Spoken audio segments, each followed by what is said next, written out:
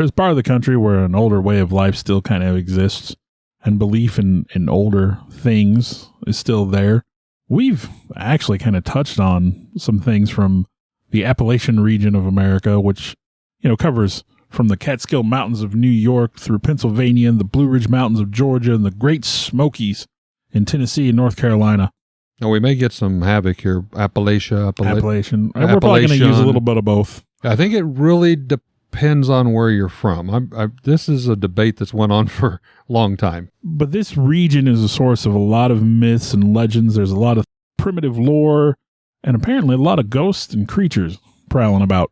We've talked about some: the Mothman, the Bell Witch, Dogmen, Bigfoot, and the Flatwoods Monster. And I think tonight we're gonna talk about a few more Appalachian monsters. Because there's plenty. From a child born into this world, we are taught what to believe. Closed-minded we become, fearful to be deceived. Still we desire to know what lies beyond that locked door.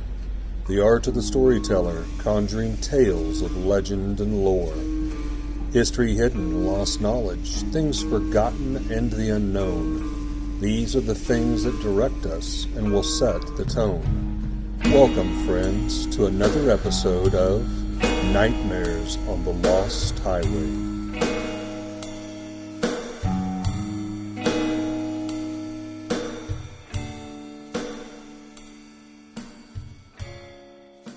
I was talking to Eric before we started today, and this particular topic, and I don't try to plug a lot of other things, but if you're into, audio fiction, there's a podcast called The Old Gods of Appalachia, and it sort of tells some, it's a fiction podcast, but it tells some stories based on Appalachian folklore, really, really well presented, I think, and I enjoy it. I haven't listened to very many episodes just yet, but it kind of got me down this little rabbit hole, and I've been reading a lot about Appalachian folklore, their beliefs and all that, and I'm the monster guy. I love talking about creatures.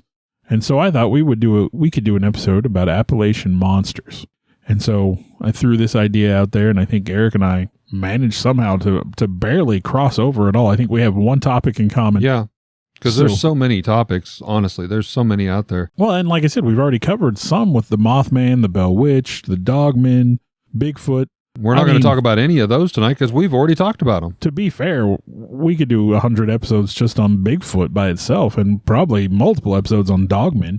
And then, the Flatwoods Monster. You have all these different stories.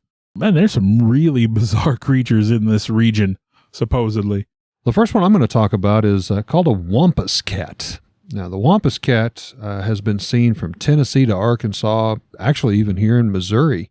This cryptid actually has had several origin stories.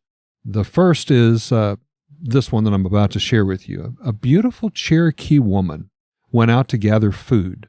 Now, she knew the following day the men of the tribe were preparing to go out on a big hunt.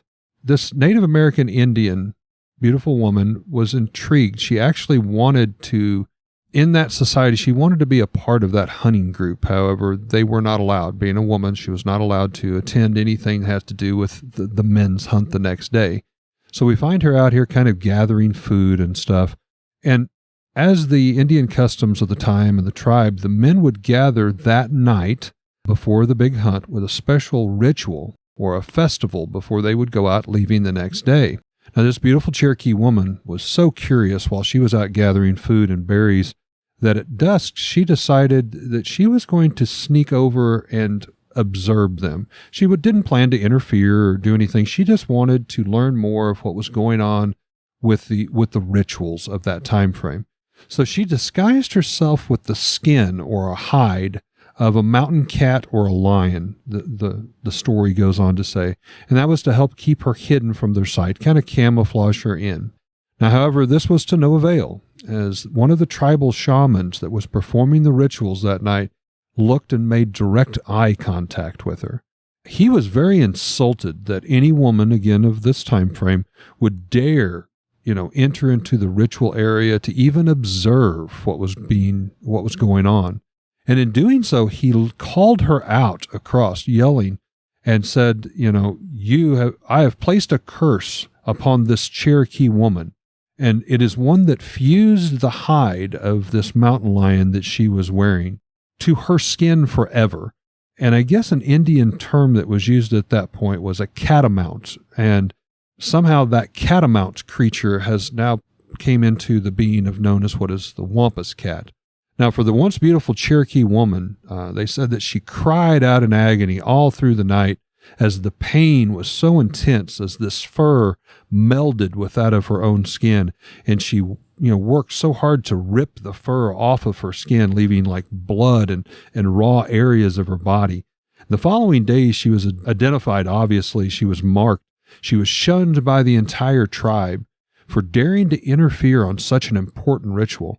And finally, the tribe banished her to wander the forests and the mountains of the Appalachia, this area in southern Tennessee in particular. The curse not only melded the fur of the catamount to her forever, but it also gave her this ability of immortality. So she would forever be cursed to this form, and she would have this eternity, as the Indian shaman felt, to spy on other people, hiding and cowering in the cover from what she had become. And a lot of people in the Appalachian Mountains do feel that when they're out, that they're being observed from, a distance. The creature that follows them does it with such great stealth, not leaving much of a noise at all. Still, another origin story, also told by some of the American Indian tribes, is now part of the North Carolina area, and it goes like this. There was a creature that lurked in the woods that the Indians called the Irawa. The gaze of this mysterious creature would drive people insane, maddening, and where sometimes the creature would then allow them to escape, almost like playing with them, but not before it caused even blindness. Still other times it was vicious and ferocious and would slash and hack, leaving any brave or warrior scarred and disabled for life. It seemed to be getting bolder, braver, and it would come out of the Appalachian Mountains and enter into the villages and started stealing small children, assumingly devouring them. Now, one particular brave warrior by the name of Standing Bear decided to put an end to this. He went out solely with the intent to hunt down the Irawa and to slay it. It did not go so well for the brave. He did track it down by following its footprints alongside a stream. However, the Irawa's keen hearing and the scent alerted it, so it turned and stared, gazing, locking eyes with Standing Bear, which paralyzed him, and then making him blind. It is said the monster then toyed with him, running around in circles, touching him as the blind Indian warrior lunged to and fro to attack, but the clever Irawa monster easily dodged his attacker and mocked him, but not before slashing Standing Bear several times with critical wounds. Now the blinded and injured Indian warrior found his way, stumbled back into camp, and he found his maiden was there in the tent, in the teepee, and told her the story of what had happened and how this creature had again yet escaped. Now, he did not last much more than a few days because his wounds, the shaman said, would not heal with natural medicine. And then being blind, it is said that he either took his life or that finally he succumbed to his injuries. Now, the shaman that treated the husband found the widow of Standing Bear, a beautiful Cherokee by the name of Running Deer. She was so enraged by the death of her husband that she went to this same shaman asking him for help to defeat the creature, no matter the cost. The clever shaman told the woman the Irawa knows no fear of a human. He knows his stare will paralyze and blind any human attacker. The Indian wife, Running Deer, begged the shaman for help once again. At this point, the shaman produced what he called a magical mask of protection. It was constructed from the face of a skinned bobcat, and he helped her tie it on to disguise her face. The shaman then told Running Deer, "Go. Find the Irawa by the way of his tracks, as your husband did. Then as you approach, go down on all fours like that of a cat. The Irawa will not see you as a human, and it will buy you enough time to slay the vile creature." The shaman told Running Deer, "You must be quick. You must use his weakness, which is drowning in water, for he cannot swim." Running Deer listened closely, and at that night adorned the cat mask, tracked down the Irawa by following the tracks, and found it near a pond drinking. As the shaman instructed, she went down on all fours and slowly crept up on the creature like that of a cat. The Irawa did look over his shoulder once, but only seen a cat, and paid it no attention. Running Deer then jumped from atop a boulder onto the Iroquois after he had looked away from her. The two plunged into the depths of the pond. She quickly swam ashore. Looking back, she seen the creature splashing frantically in the water, sinking ever slowly, and eventually the motions and the bubbles stopped, and she knew she had succeeded. It is said she then raced back to the camp to inform the shaman of her deeds, where he and the tribe thanked her. She told them that she had lost her husband and she had nothing more to live for, so she volunteered to wear the mask forever, even after death, to protect the tribes and the area from any form of harm. Today, this half-human, half-cat type creature has been spotted in particular the Tennessee and the Carolina mountain regions, even in recent years. People say that she does not often attack or do any harm whatsoever. However, this cat-like human cryptoid would often follow hikers, campers, and hunters watching from the depths of the woods, as if she was guarding the area to make sure no harm fell upon it of the mountain region that she still resides. The creature is now referred to as the Wampus cat, believed to be a female species. Regardless, it is accused of killing small livestock and often is described as having glowing yellow eyes more than not, and it travels on all four legs. However, if you are to face it, it will stand erect on its two legs, standing about 6 foot tall. It's also described as letting out a hair-tingling cat's cry to warn people that this is her domain and they are merely visitors. So the description that I found is that it's a large feline creature, roughly 4 times the size of a male mountain lion, weighing up to 600 pounds, with massive paws, green eyes, razor-sharp claws, and a long, sinuous tail. It's said to have an odor like that of a cross between a wet dog and a skunk, and I found that a lot of depictions showed it with 6 legs. Oh, I did not come across that. 4 legs and then 2, 4 limbs that it would use like arms, I guess. Oh, wow. But, yeah, I mean, again, everybody agrees it's a large cat-like creature. That was one of the creatures that I had done a little research on, and when you said you had it, so I let you told the story I was going to tell better than I would, so I'm going to talk about the snallygaster, which is a very interesting name for kind of a strange creature. This one comes from the region up around Maryland, and is said to be a fearsome creature with a reptilian body, bird-like wings with a 25-foot wingspan, an alligator's head with a long, sharp beak, and occasionally said to have octopus-like tentacles. Oh my So gosh. it's kind of a little hodgepodge of everything there. Supposedly it has a ferocious appetite, and it preys on livestock and people. Now, legends of the snallygaster date all the way back to 1700s, when German settlers in the region reported sightings of a massive winged creature that they called the Schnellergeist, meaning quick spirit. This name came about because of the way the creature attacks, which is it flies over, it swoops down on an unsuspecting victim, and then sucks all the blood out, leaving just an empty husk behind. Now, the legend and the name evolved over time, and the creature went from being known as the Schnellergeist to the snallygaster. Now, in the early 20th century, the snallygaster became the subject of a media frenzy, with peak snallygaster hunting happening in 1909. Newspaper sightings just reported that the creature had been seen in the region, and they described the creature as having, quote, enormous wings, a long pointed bill, claws like steel hooks, and an eye in the center of its forehead, making screeches like a locomotive whistle. Boy, this thing is fugly. Yeah. It got so bad that the Smithsonian offered a reward for the creature's hide, and President Teddy Roosevelt even considered postponing an African safari to hunt the creature. Now, the sightings of the snallygaster ended when the creature was flying near a place called Frog Hollow, and it was attracted by the aroma of a 2,500-gallon vat of moonshine. Ooh. As it flew overhead, it became overwhelmed by the fumes and fell from the sky into this boiling mash. I love it. Now, revenue agents George Dansforth and Charles Cushwa arrived a short time later. Now, they had been alerted to the presence of this still, and they were there to shut it down. And, of course, they were shocked to see the dead monster floating in this boiling moonshine vat. 25-foot wingspan. That's a big vat. The two agents exploded 500 pounds of dynamite under the still, destroying John Barleycorn's illegal operation, as well as the remains of the snallygaster. However, the snallygaster, the remains were never presented.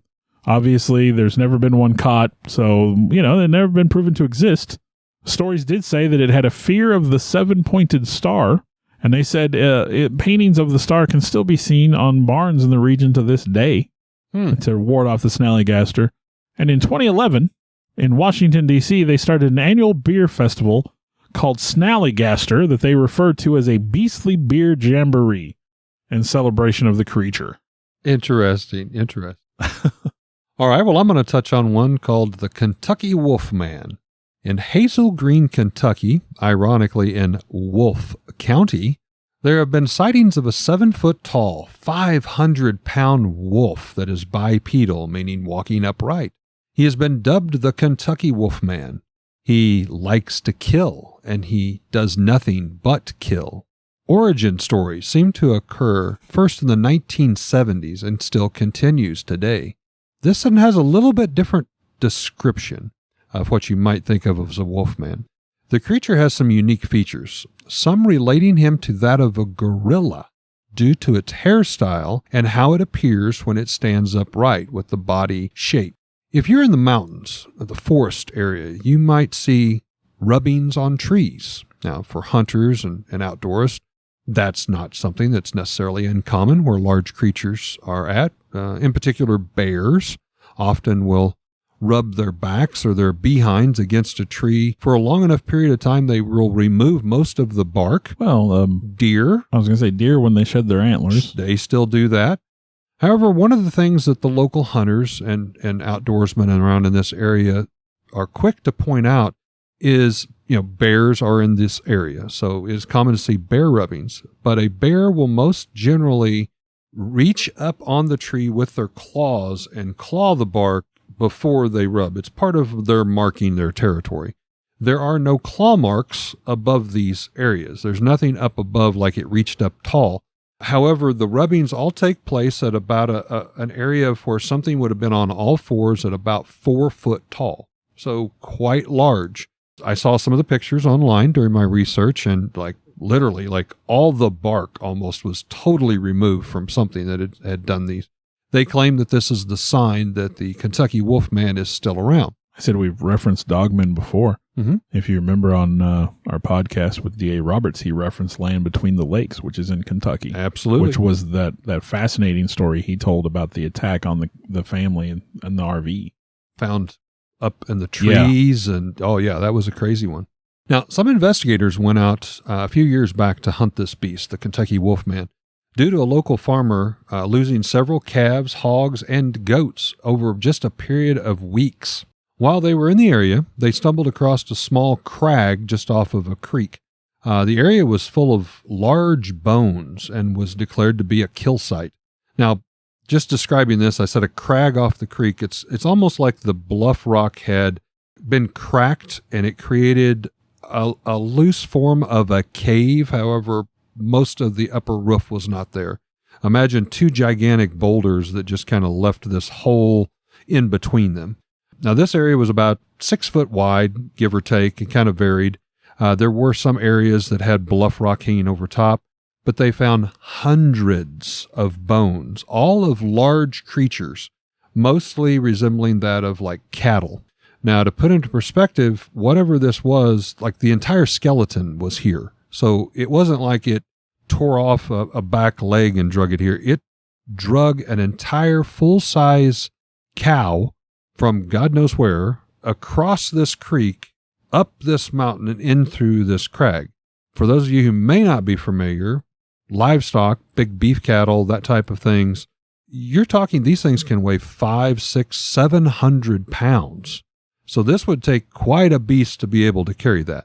So a lot of the locals say this is not a mountain lion. A mountain lion doesn't hunt this way. A mountain lion is incapable of dragging something that much weight. It can't take that much weight. And again, it was odd because, like I said, it wasn't just a leg bone or a rib bone. It was like entire skeletons had been up here, and you could see gnaw marks on the bones themselves. Another account is of a man camping one evening, and it was winter. He was kind of a survivalist type, so he was out there. Basically, he said, some people may consider camping in the winter strange, but I do it all the time. He caught a creature on his phone in a video. Now, the video, I will say, is kind of grainy because it's just at dusk, and it's probably no more than about 5 seconds. But as he is sitting at the camp, he hears like some branches break. So he pulls out his phone, and you see what I will describe as a wolf man using his hand and his arm to reach up over top of a bluff rock and pull himself up. You see his head kind of come up and kind of turn and look around like he's looking to see if anyone's there. Apparently, he did not see the camper, did not seem alerted by him at any means. He pulls himself up on top of the bluff rock, now walking on 2 feet.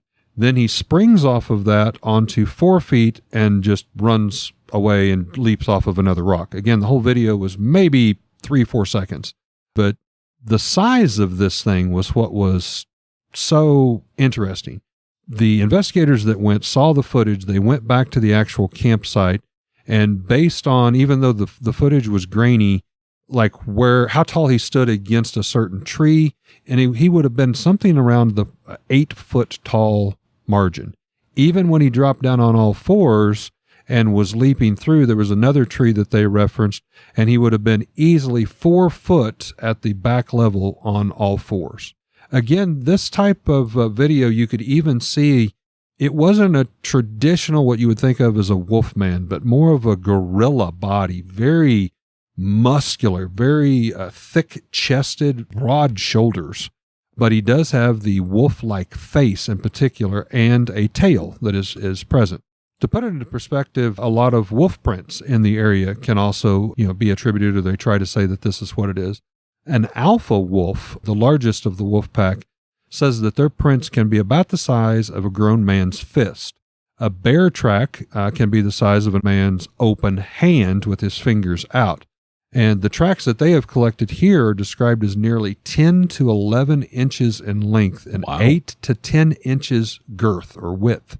And they resemble that more of a human footprint, with one exception, only 4 toes, and like humans with 5 toes.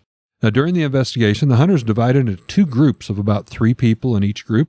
They both had encounters about the same time, ranging from one seeing something close by with fur that they'd caught up in their camera running, and another at a totally separate area that had branches kind of snapping like they were being circled, and just kind of a hair-tingling wolf-like cry. They come to the belief that there is more than one Kentucky Wolfman, and possibly this was a pair. Possibly they had offspring in the area, which could explain maybe why so many of these are being seen, even in different states. However, this one has been affectionately called the Kentucky Wolfman. Well, like with most monsters, and when you talk about Bigfoot, you'd have to have more than one. Yeah. Otherwise, the sightings end really quick, right? Because whatever it is dies Whenever eventually. it dies, that's it. It's extinct. So here's another weird little story that I like, and that's the story of the Virginia devil monkey. According to legend, it is a malevolent and dangerous creature preying on humans that is supposedly part wolf and part monkey. That's a mixture you don't hear of Well, much. yeah, no, that'd be really weird. In 1959, a couple were driving through the mountains near Saltville, Virginia, when an ape-like creature attacked their car, leaving scratches on the vehicle. Their daughter would later, when interviewed later, would describe the creature, saying it had light taffy-colored hair with a white blaze down its neck and underbelly. It stood on 2 large, well-muscled back legs and had shorter front legs or arms. She also described an encounter with the creature that had happened just days after her experience, saying that 2 nurses were driving home from work one morning when an unknown creature ripped the top off their convertible. Now, luckily, though terrified, the nurses were unharmed and made it home okay. Now, in 1994, just the year before I graduated high school, a road construction detour forced an Ohio woman down a dark 2-lane country road in the early hours of the morning. As she drove, a horrifying monster leaped in front of the car. It was all black with short, sleek fur, very pointed ears, and a long, thin tail. Standing on its hind legs, it was over 6 feet tall, with a torso like that of a skinny man, with rear legs like a dog or a wolf. She said the monster's muscles rippled as it moved, but it left without any further harm to her. However, in the surrounding area, there were reports of livestock going missing that followed soon after her experience. So regular descriptions of the Virginian devil monkey do vary. like with a lot of these strange creatures. Other descriptions have described the creature as being medium-sized, 3 to 5 feet, with ape-like features, powerful legs, 3-toed feet with sharp talons and a thick tail. They're said to be known for their incredible strength and agility, and then they can move very quickly through the trees and over rugged terrain. Now, the legend supposedly originates with sightings of some unknown primates in the Appalachian region, which is known for Bigfoot activity, so we could possibly compare the two. Now, the creature's ferocity and viciousness quickly became the subject of local folklore, and many claim to have seen the devil monkey attacking and killing livestock and even people. All right, I'm going to lead into another version, and this one is identified as the Cherokee Demon. Now, we've spoke a lot about cryptids from all over the world here on the podcast, but the next tale I have to share with you is just outright scary, and I will say it is the things of horror movies. Some investigators were asked to come out to check out some very weird, mysterious torch lights that some of the locals had been seeing in the vicinity. They had been also having sightings of a strange monster looking like a long-haired ape with glowing red eyes, and in particular, gray long hair around the head, almost as if their hair was a different color than the rest of the body being more Sasquatch, Bigfoot type. However, all the hair on the head was like a silver platinum gray. The group had found some obscure notes and some stone carvings that several landowners had found over the past several months and years. There was a mention of a carved letter F in a square stone. There were some directions from that said, basically, find me, the stone with the letter F, and then proceed west 7 steps to find me. Very kind of cryptic, unknown. But they sought to find this elegant carved F stone, and they found it in a nearby bluff overhang, kind of similar to a cave, and they decided to set up camp there in the mouth of the cave that night because it was dusk, and just observe maybe, what would happen during the night and to pick up their investigation the following day. Now, as they were setting up their camp, they struggled to keep a fire burning in the camp. They said it was almost like as soon as they would start to lose consciousness and go to sleep, that the air would become so stale that it was almost like something was smothering the fire. They all talked about getting chills. They also woke up under like they had been with water poured upon them. And this was during the time frame of, I'll say, early winter. So it was very cold. They needed a fire. But this was just kind of some of the things that occurred the night. Now, as they woke up, they were trying to restoke the fire. They were, again, these are seasoned outdoorsmen. They know how to start a fire. They're in a cave. It ultimately is dry with the exception of a few drips. But they kind of laughed about it because they couldn't get a fire going. They couldn't keep a fire going. And they were all very chilled. But what happened next startled them beyond belief. Just a little ways back into the cave, up on a bluff, they noticed 2 torches that were burning. Now, this was 12 to 15 foot up in the air. So they were like, who lit them? Where did these come from? And then as they approached it with their, they had some headlight, mounted on their helmets. They had some flashlights. They went back in the area. They found a guy, a woman, a person, humanoid, in a black cloak holding the torches, swinging them almost like you would direct airplanes in or something. Okay, that sounds very, very weird. Funnier than it would be if you saw it. Yes. They freaked out, to say the least, and they called up and, who are you? What do you want? And all this type of stuff. At this point, this cloaked figure threw one of the torches down and it landed at their feet. I seriously think one guy had to go home and change his drawers. Then, as they kind of looked back up, the torch was extinguished and there was no sign of this person. They immediately crawled up to that area thinking, well, there must be a cave, another passage. There was not. This was simply a bluff rock with no way down except for to jump or climb up or climb down. However, they did find what they described as a natural stone seat or a throne that this cloaked figure would have been sitting in with the torches. No sign of the other torch, by the way. Almost immediately, some of the other guys, this is a group of about 7 people, was still down here trying to get the fire going, and he noticed a torchlight taking off across the field from across the stream. ironically from a cornfield, which again brings back the horror film, but also brings up that's very unsafe, I would think, to have a burning torch in a cornfield. But regardless, a group of them decide to start following him. So they follow him up here. He turns around several times and definitely notices that someone is following, but doesn't seem to care. Continues to follow a path, as they describe it, through the cornfield. And they had come to this kind of run down a shack of a red shed. I won't use the word barn because the whole thing was maybe a 12 by 15, pretty small, but a shanty. And he goes into this. The doors are tore off. The windows are off. I mean, it's in bad shape. They immediately go up and he is gone.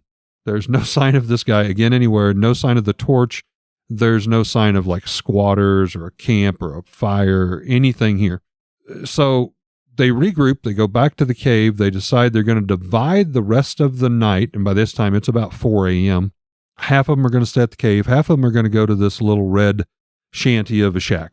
The group at the shack had one in particular who said, I will stay in the shack. The other one was kind of down off over the hill towards the cornfield so they could kind of keep a better eye. The man that stayed in the shack, they decided they were not sleeping the rest of the night.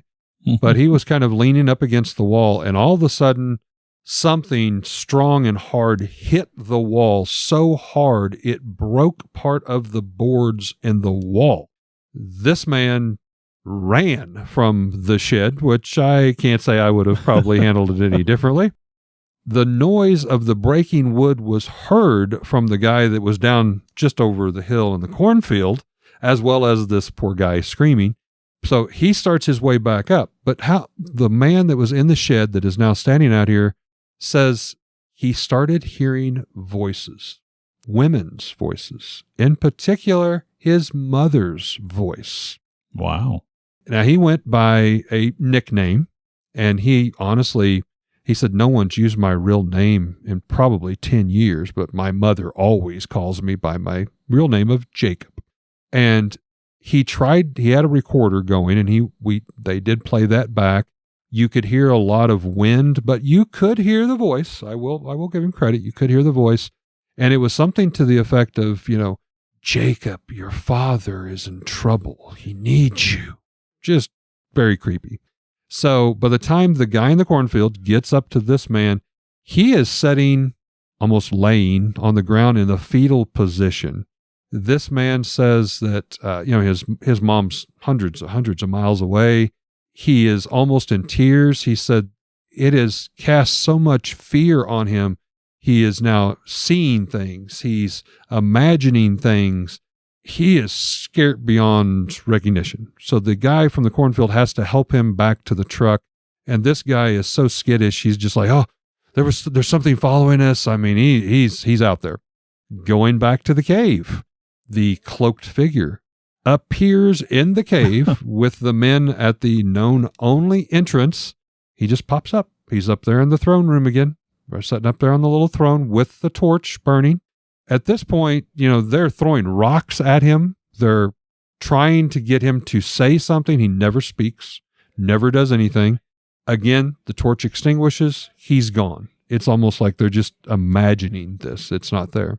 Finally, daylight comes. They find the letter F stone, which they do make some jokes on. We found the effing stone. I was gonna say something along those lines, like F this. At this point, F this. We found the effing stone, but it was a square stone, not primitively carved, but had the letter F in it. Almost what I would describe as something that would have been done professionally at a tombstone. For a tomb. I mean, it was semi-elaborate. So they stepped it off, 7 steps to the west is this one note found, and they found some soft soil, and they thought, okay, something's buried here. They dug, they hit stone, they couldn't find anything. Finally, the guy stands up, one of the guys there, and it's about 6 foot ceiling height at this point, and there's these weird symbols that are carved in the roof of the cave that would be exactly 7 steps to the west of this stone. They took some pictures of it. They couldn't recognize it. To me, it kind of looked like braided Celtic symbols. Yeah. It was later identified by a Cherokee of a name that was given to a creature that haunted their tribes there. Wow. They looked around the cave and found more carvings, Indian, and it kind of started giving them more belief. At first, they just thought, we're just imagining that there's something here. There's gas out of the cave that's affecting us. They're trying to be logic about it. It's driving us mad. So they go into all of this. They find out from talking to this Cherokee that the word, the inscription they found, transcribed to Supaloo. And they said, well, what does Supaloo mean? And the Cherokee elder says, basically, it's a Cherokee term that courteously says, please leave. So they're like, okay, was this a message for us to please leave the cave? Or was it a message from the cryptid monster? What caused this? And he says, well, you mentioned this red barn shack. There's something tied to that as well. So they revisit this the next day, dig down a little bit, and they find not the exact, but a very similar stone that is buried there in the center that also says Supaloo. So whatever it is, they're thinking it's politely asking us to leave, and we're going to do that. So they kind of wash their hands of it. Looking back into some of the history, the medicine man that was questioned, he says that this is an old Cherokee tale that goes off. These words were used for warding by the Cherokees. So in his belief, the Cherokees were leaving these to the cryptid, to the monster, to please just leave us alone, give us space. Out of respect, we'll give you space. It did go on in research. There were 12, what I will say, presumed sightings by individuals who have came forward saying they experienced this maddening fear, hearing things, seeing things from the Supaloo, from the Cherokee demon, as it is called. Of those 12, 7 have vanished or took their own life with problems of insanity. Now, the Cherokee also went on to say, when you were in groups, you never saw the beast. You never had the experiences, the maddening. The man in the barn, he was up there alone. He said that is one of the powers of the Supaloo, is he can only reveal himself or cast his spells or curses if you are alone in the woods. That almost ties back in with the Wampus Cat origin, with that madness demon. True. That she, went out to fight. It kind of sounds very similar. And again, Cherokee, of course, that was, a very common tribe in that area. But I could so see that being made into a horror film. Oh, it's terrifying. Just listening to you tell the story was fascinating. So I didn't find that one. The Cherokee demon, or the Supaloo. So the last one I have here is the sheep squatch, which is a funny name for what is arguably probably one of the scarier creatures that I found. I'm happy to report that on one of my many trips to Virginia, we stopped at a kind of a gift store rest area, and I bought a sheep squatch window sticker, and it presides on the back of our vehicle. So sometimes also called the white thing, the sheep squatch does have ties to the Point Pleasant region that we've talked about previously with the Mothman episode. That was where the Mothman was sighted. And the Charleston areas of West Virginia. Sightings kind of happened during the mid-90s across the region, and they described the sheep squatch as a large, furry, or woolly white creature, usually a quadruped, but sometimes bipedal. Sheep squatch is said to have a dog-like head with goat or ram-like horns, sharp teeth and claws. In the original first reported sightings, it ran from people, but it became more aggressive over time. And, it's possible that this is related to the white things or the devil dogs that are said to inhabit isolated wooded areas of Appalachia. Usually, these creatures would be described as having a dog-like appearance or resembling bears with long, shaggy white fur and hair. Now, the sheep squatch is said to move quickly and aggressively towards other animals and people now, while making terrifying noises. And victims state that their attacks feel very real and painful, but they are often left with no visible wounds or injuries, and the creatures themselves seem to disappear as mysteriously as they appear. Now, in a series of encounters here, which the last one is again, the stuff of horror movies, if you want. But in 1994, a former Navy seaman said that he saw the beast break through the forest. It came through the brush line, and it knelt to drink from a creek. It drank for a few minutes and then continued on down a nearby road. Later that same year, 2 children claimed to have seen the sheep squatch while they were playing in their yard. Apparently, it was startled by the children and it ran off through the forest, breaking what they called medium-sized limbs as it ran. So obviously, it's a Big pretty creature. hefty creature. In 1995, a couple observed a large white beast sitting in the ditch by the road. Now, as you would do, as any of us I think would do, as they slowed down to get a good look at it, they noted that the creature had 4 eyes. And then it leapt from the ditch and started to attack their car. Now, frightened, the couple, of course, sped off. They got home and they found large scratches down the side of the car where the beast had attacked it. So, obviously, they had physical evidence. Whoa. 1999, a couple of campers in the same county as that couple driving down the road 4 years earlier, they were out at night sitting around the bonfire having a good old time, like you do when you're out camping, when they heard an animal snorting and scuffling around the camp. They said it sounded like a bear, but it didn't come into the light. They didn't know what was going on, so they kind of, they're keeping an eye on things. Suddenly, the sheep squatch charged out of the darkness at the campers. They, of course, jumped up and they ran back. It says into their house, so maybe they had a cabin or something. I don't know if you call that camping, but Yeah. The beast chased them the entire time. Now, when you look at predator behavior, it is natural for a predator to chase a creature that is running from them. The initial attack could have been just simply a mock charge just to try to scare. I guess bears will do that. And Get out of my area. But, when they ran, it chased them. The white thing stopped at the edge of the forest when they crossed over the edge of the forest, and it let out a terrible scream, and then it turned around and went back into the woods. The next morning, the campers returned to the campsite and the trail home and found it torn up, in their words, like someone had tilled it up for gardening. So if you've ever seen that, that's a lot of damage. Spent some time there, probably. Now, my favorite little sheep squatch anecdote is the one from 2015 near Folks Run, Virginia. The beast is sighted once again. This is not all that long ago. It was spotted close to midnight by 6 campers at night in the deep woods. They reported a beast 8 to 9 feet tall with a shoulder width of 4 to 5 feet. So this is a big monster.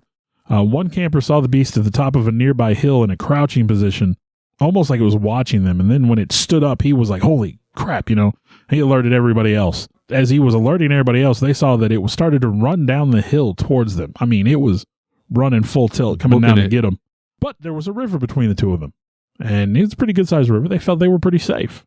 So it gets down to the riverbank and it's snuffling around and it's looking, it's walking back and forth and it's watching them. They're like, what's he going to do? Like, they're scared, but they don't know what to do. They're out in the woods. They're camping. Where are you going to go? So it begins to wade across the river. Ooh. It just walks then into the water and starts coming across. When they come out of the water, of course, the fur is all matted down and wet. They get a really good look at it. They said it appeared like a bipedal dog almost across the chest, and super heavy muscles. Its fur is wet. And as it's coming out of the water, they hear a loud guttural screech from about 2 miles off from where they're at.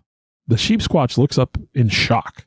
Like, they can see, its face. It is clearly not sure what's going on. Concerned. There's enough moonlight on the creature's face. They can see something.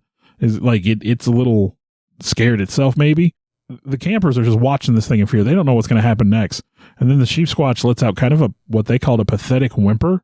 And then in a sprint just takes off running in the opposite direction of where the noise came from. Whoa. So there's something out there that's scarier than a sheep squatch. Of course, the campers quickly packed up all their stuff, threw it all in the cars. We left, out of here. And then reported it to locals. Like, they kind of told their story to people they knew. They did not inform the authorities because they didn't think anybody would take them seriously and that they would be ridiculed. So I can see that. Yeah. See that. Well, Bill, is it time for headlines? I think it is. All right.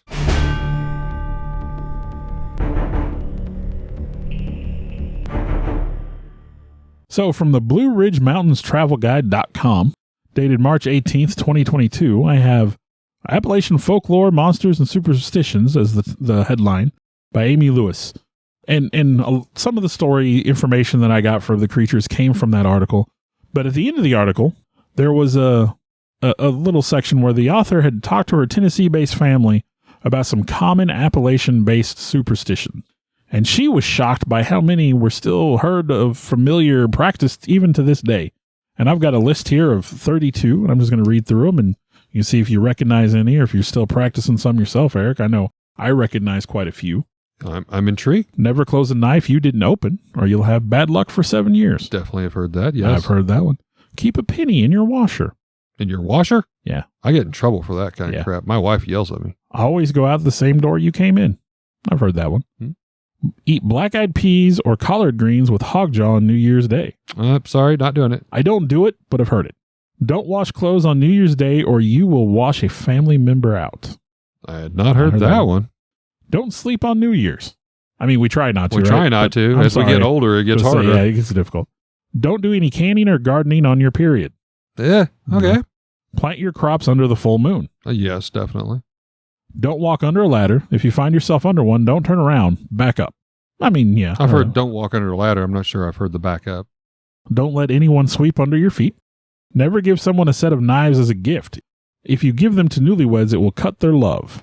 Oh my, hadn't heard that. If a black cat crosses your path, turn and go a different way. Definitely. I have a friend who has literally stopped on a back road and turned around and found a different route because a black cat ran out in front of his car. My mother-in-law, I will call her out, is so superstitious with the black cat. She would do the same thing. I mean, she would pull off on the side of the road. And I've tried to explain to her, and this may get bad, but if the cat doesn't fully cross the road, it doesn't count. It doesn't count. We'll leave that at that. Okay. Never repay salt that you have borrowed. If a bad storm is coming, put a 2-edged axe into a stump facing the storm to ensure the storm goes around you. Wow. Yeah, I never heard that one. Uh-uh. If you spill salt, throw a pinch over your left shoulder so you won't have bad luck. I mean, I think everybody's heard that. Mm-hmm. When you drop your fork, it means a woman is coming to visit. If you drop a knife, a man is coming to visit. I'd heard variations on that one.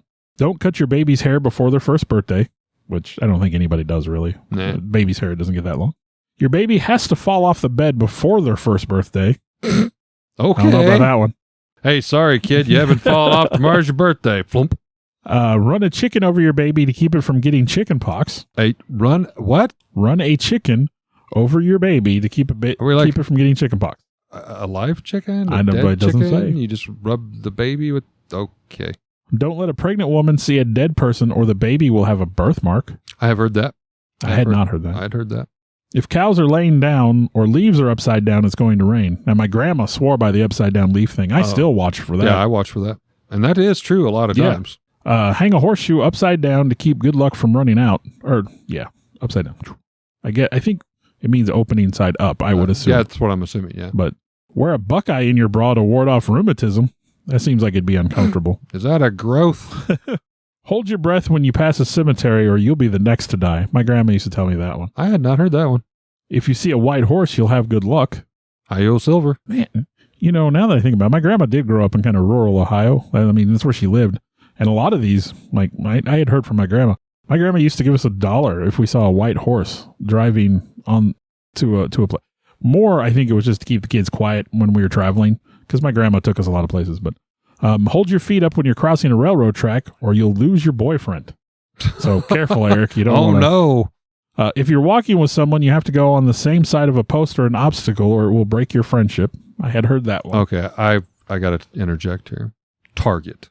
Most of us have been to Target. Yeah. They have these big, whatever you want to call them, metal poles that's rounded off in the front. And then a lot of times they'll stick the Target dog or something on them.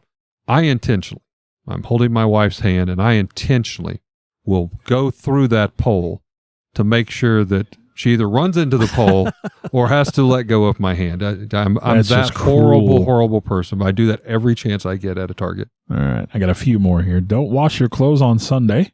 I wouldn't have clean clothes Monday.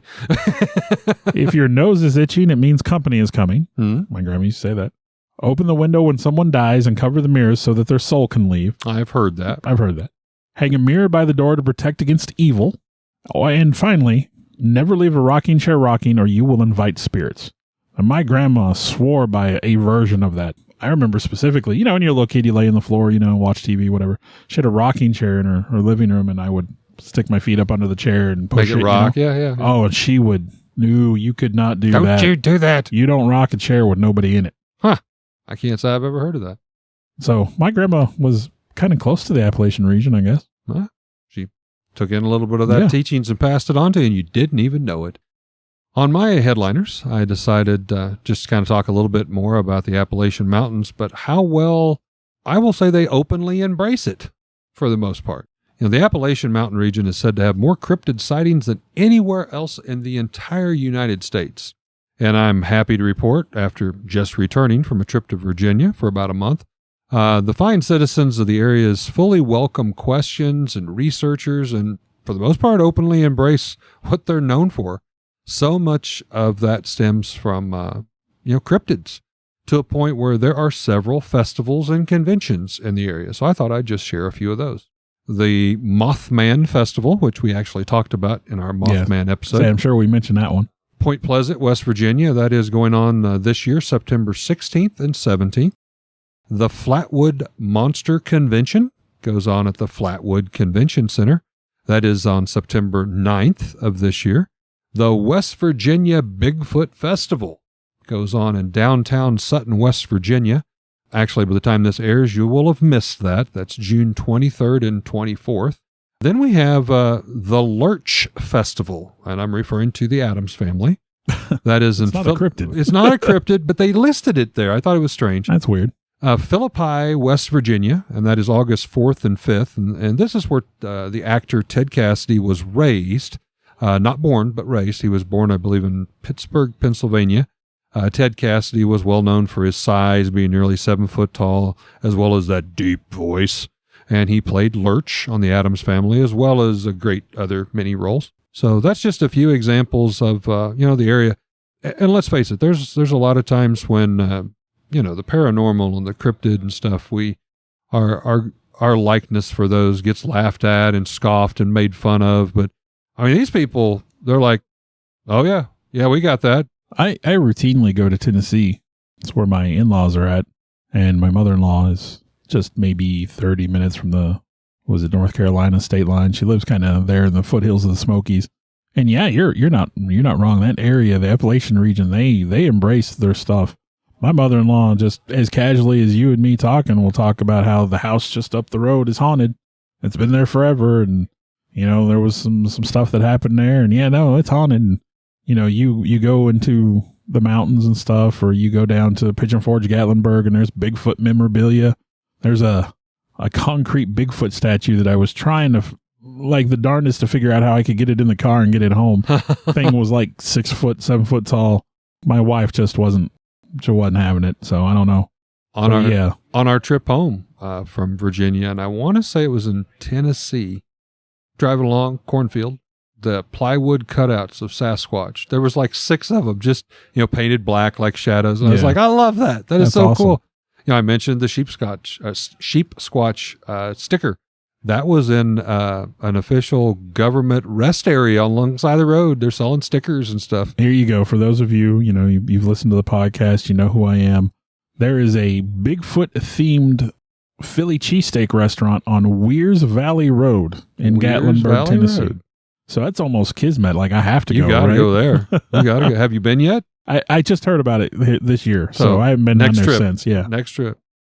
All right. Well, we hope that you've enjoyed sharing a few of the storytellings of the Appalachian cryptids. Just a few more, and I'm sure we will revisit this one again. And there's a few, as Bill said, that will probably be some standalone podcasts in the future. We definitely appreciate each and every one of our listeners out there for taking the time to listen to us.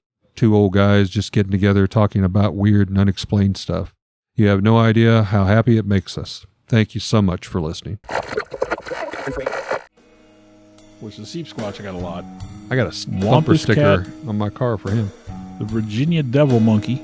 Devil monkey. The sheep squatch does have ties to the point, but I'm already butchering this. They were out at night around a bonfire. Gosh. Around a bound.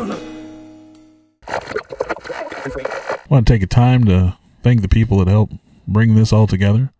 Alex Tudor, you can almost call him our producer at this point. Sarah Tudor, who also helps with some of the technical stuff. I want to take a moment to extend thanks to Eric for letting us use his space to record in, kind of our makeshift studio. I, in turn, would like to thank Bill for, one, putting up with me and using this camaraderie to do something we both very much love and enjoy doing, and thank Bill's family for allowing him to spend all the time to work and clean up our recordings and present them in what you hear in the final terms, the final edition, if you will. And I'd like to thank all of you for continuing to listen. I know we've got some loyal followers out there.